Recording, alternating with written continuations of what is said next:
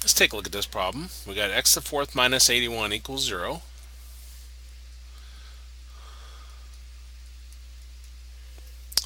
Now we got 0 on one side, we want to factor the other side.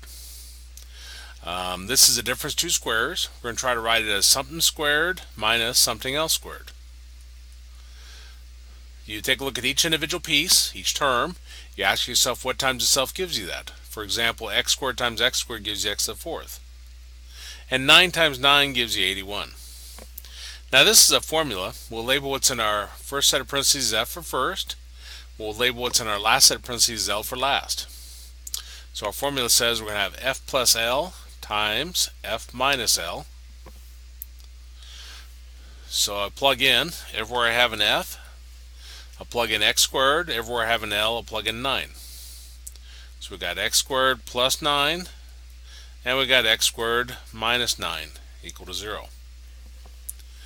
Now I can set each one of these equal to 0 at this point. So I got x squared plus 9 equal to 0, and I got x squared minus 9 equal to 0.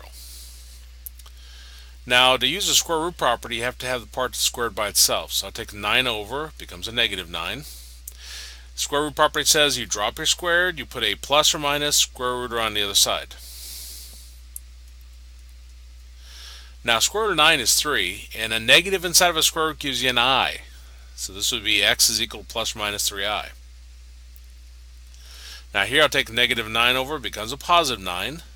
Drop our squared, put a plus or minus square root on the other side, and square root of 9 gives us 3. Now if we go look at our answers, it says solve the equation, check your solutions. Nowhere does it say anything about just the real answers.